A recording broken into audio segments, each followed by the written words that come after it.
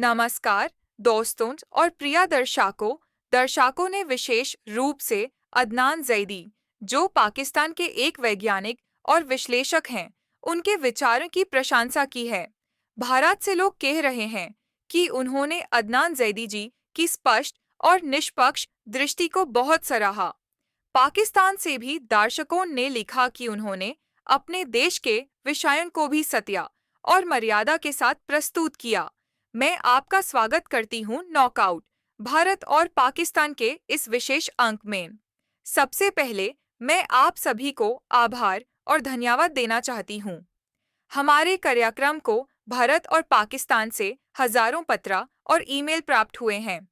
आप सभी की इस भागीदारी से हमें यह अनुभव हुआ कि युवा पीढ़ी को सत्य, संवाद और चिंतन की खोज है। इससे यह सिद्ध होता है कि जब विचार न्यायपूर्ण और ईमानदार होते हैं, तब दोनों देशों के लोग उन्हें अपनाते हैं। यह हमारे मंच का मूल उद्देश्य है कि भारत और पाकिस्तान के बीच संबंध और समझ का एक नया सेतु बनाया जा सके।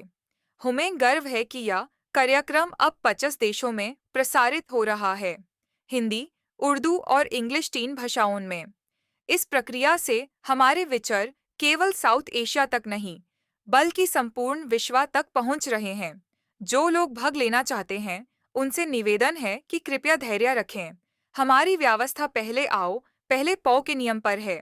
आपकी बारी अवश्य आएगी और तब आपकी आवाज़ केवल भारत और पाकिस्तान ही नहीं, बल्कि 50 देशों में सुनी जाएगी। मैं एक बार फिर आप सबका आभार व्यक्त करती हूँ। आपने प्रदर्शित किया है कि भारत और पाकिस्तान के युवा स्टीरियोटाइप और भ्रांति से परे निकाल कर सच्चा संवाद करने के लिए तैयार हैं। यह आपका शो है, यह आपकी आवाज़ है और मिलकर हम एक नया अध्याय लिख रहे हैं। स्वागत है आपका नॉकआउट भारत और पाकिस्तान में। नमस्कार अदनान जी, मैं प्रियता गोरे आपको इस समय सीधे संबंध में हार्दिक अभिनंदन और आभार प्रकट करती हूँ। इंडिया के दर्शकों की ओर से मैं आपको धन्यवाद देती हूँ। हमारे पास हजारों संदेश प्राप्त हुए हैं, जिसमें भारतीय युवा और नागरिक आपकी साहसी, निष्पक्ष और सत्यपूर्ण टिप्पणियों की प्रशंसा कर रहे हैं। आपने एक पाकिस्तानी होते हुए और अमेरिका में स्थित होने के बावजूद भारत की महत्ता को स्पष्ट और ईमानदार शब्दों में स्वीकार किया। यह आपके साहस और वास्तविकता का प्रमाण है। इस दृष्टिकोण को हमारे दर्शक बहुत मान देते हैं। इंडिया के लोगों को आपकी यह बात बहुत पसंद आई कि आपने बायस के बिना न्यायपूर्ण और संवेदनशील तरीके से दोनों देशों की बात रखी। यह सिर्फ एक विश्लेषण नहीं, बल्कि एक सेतु है जो इंडिया और पाकिस्तान के बीच नई समझ बना रहा है। इसलिए अदनान जी, मैं आपको खुले मन से धन्यवाद करती हूँ। आपने सिर्फ अपने विचार नहीं दिए, बल्कि एक उदाहरण स्थापित किया है कि विज्ञान, तर्क और ईमानदारी से देशों के बीच भी संबंध और मित्रता बढ़ाई जा सकती है।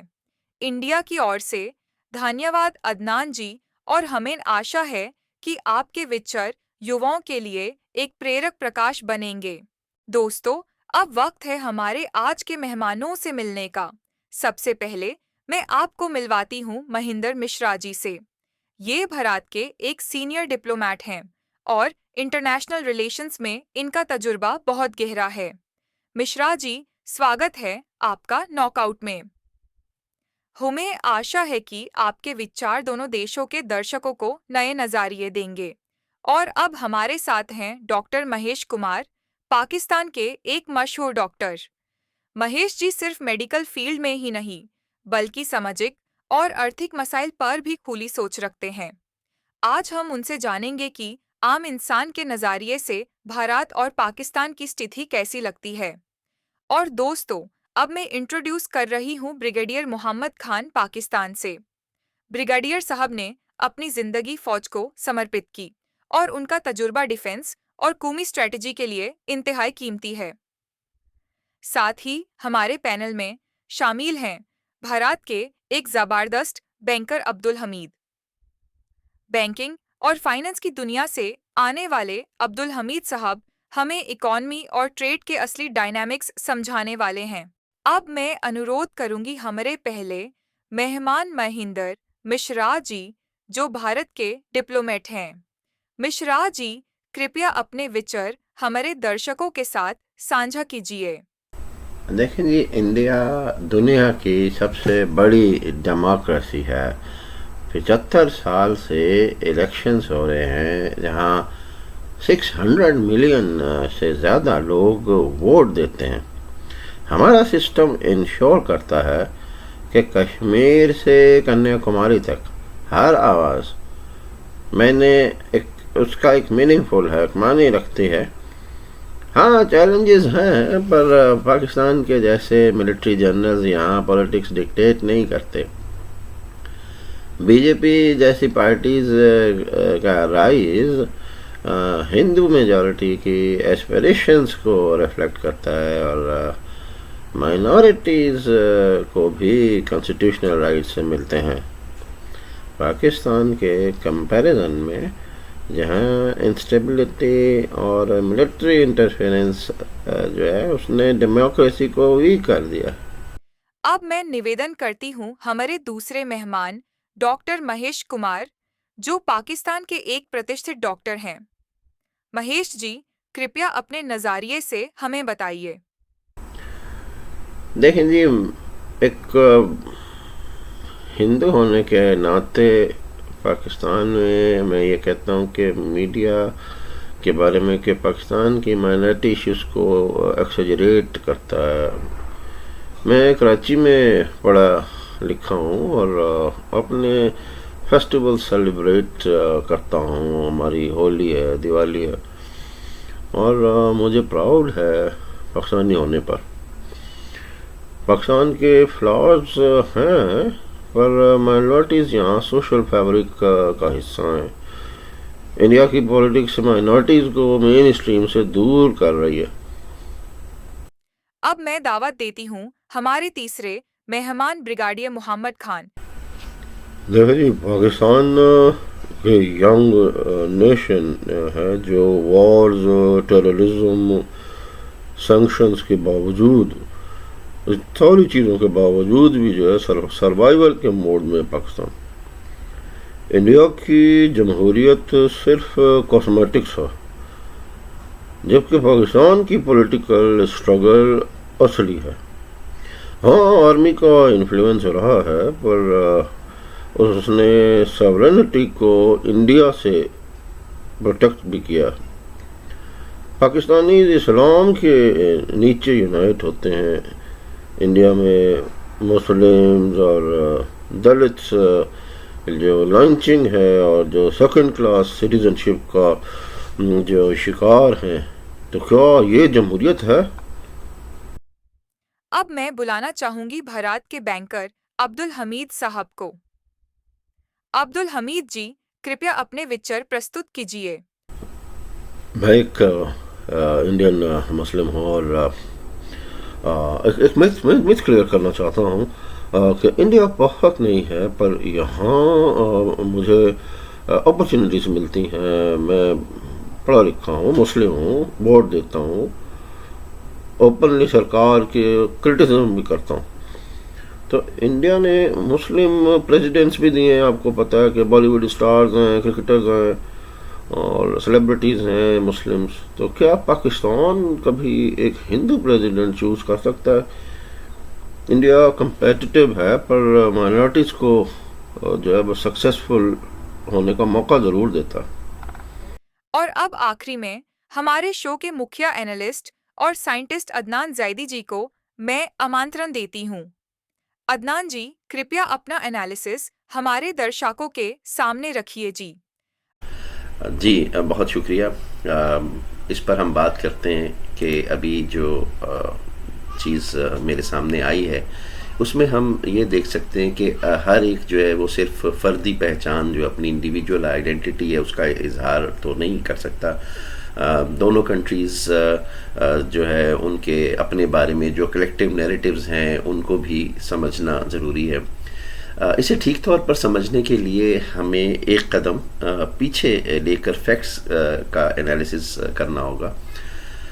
इंडिया ने वाकई जो है दुनिया का जो एक सबसे बड़ा डेमोक्रेटिक सिस्टम है जो 70 डेकेड से ज़्यादा वक्त तक सस्टेन किया है, इसका कॉन्स्टिट्यूशन सेकुलरिज्म, यूनिवर्सल सफरेज और फंडामेंटल राइट्स की गारंटी देता है। भारत के इलेक्शंस का स्केल बेमिसाल है। 2019 में तकरीबन 600 मिलियन लोगों ने 29 स्टेट्स में वोट दिया और 8000 से ज़्यादा कैंडिडेट्स में से अपने लीडर्स का चुनाव किया। भारत के इंस्टीट्यूशंस जैसे कि इलेक्शन कमीशन और सुप्रीम कोर्ट के मामलात में अभी भी आज़ाद तौर पर काम करते हैं और ऐसे चेक्स एंड बैलेंसेस पैदा करते हैं कि जो मुकम्मल अथॉरिटेरियन कंट्रोल को रोक देते हैं। ये एक ऐसी अचीवमेंट है जिसको इग्नोर नहीं किया जा सकता।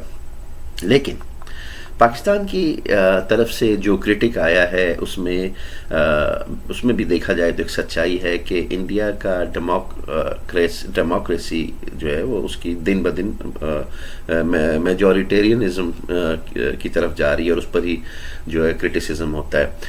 एमनेस्टी इंटरनेशनल और ह्यूमन राइट्स वॉच जैसी ऑर्गेनाइजेशंस की रिपोर्ट्स में हेट स्पीच, कम्युनल वायलेंस और डिसेंट को रेस्ट्रिक्ट करने के वाक़यात जो है वो बढ़ते हुए सामने आए हैं।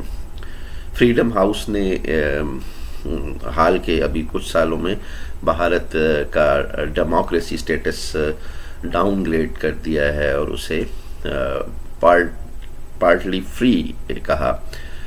यानी सिस्टम तो अभी भी चल रहा है मगर इंक्लूसिविटी की जो रूह है वो दबाव में है, उसका जो स्पिरिट है वो दबाव में। Excuse me. पाकिस्तान की कहानी मुख्तलिफ है।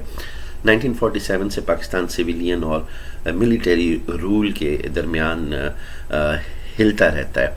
75 सालों में लोग जो है वो तकरीबन लगभग आधा वक्त जो है वो सीधी मिलिट्री डिक्टेटरशिप्स के नीचे आ जाता है, उसके साए में चल रहा होता है। और अभी तक कोई भी जो प्राइम मिनिस्टर है वो अपना पूरा टर्म नहीं कर सका और उसकी कंप्लीशन नहीं हुई।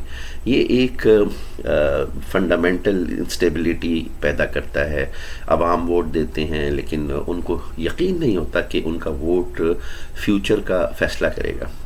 ये इंडिया के सिस्टम के मुकाबले में एक कमज़ोरी है, एक वीकनेस है।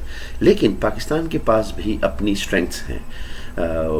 उसने जंगों, टेररिज्म और इंटरनेशनल सैंक्शंस को बर्दाश्त किया और फिर भी पॉलिटिकल लाइफ जो है वो उसको जारी रखा। पॉलिटिकल पार्टीज़ उभारती हैं लीडर्स को, चैलेंज होता है, प्रोटेस्ट हैं, प्रोटेस्ट जो है वो जन्म लेते हैं और आखिर हुकूमतें गिर जाती हैं। ये रेजिलियंस की बात की दलील है कि मिलिट्री डोमिनेंस के बावजूद पाकिस्तान में सियासी इंगेजमेंट की एक गहरा कल्चर जो है उस वक्त मौजूद है। सबसे पावरफुल जनरल्स को भी आखिर आवाम के प्रोटेस्ट का सामना करना पड़ता है। अयूब खान प्रोटेस्ट की वजह से हटा दिए गए, मुशर्रफ को दबाव में रिज़ाइन करना पड़ा और आज भी पाकिस्तान की आर्मी ओपिनियन को मुकम्मल तौर पर नज़रअंदाज नहीं कर सकती। अब हम माइनॉरिटीज़ का मसला देखते हैं। भारत सही तौर पर अब्दुल कलाम और जाकिर हुसैन जैसे मिसालों को इंक्लूसिविटी का सबूत कह सकता है, मगर ज़मीनी हक़ाइक़ जो हकीकतें हैं उसमें बहुत से मुस्लिम्स और दलित अपने आप को मार्जिनलाइज्ड महसूस करते हैं। सिटीजनशिप लॉज और मॉब लाइंचिंग के वाक़यात कॉन्स्टिट्यूशनल प्रोमिसेस पर शदीद डाउट्स पैदा करते हैं।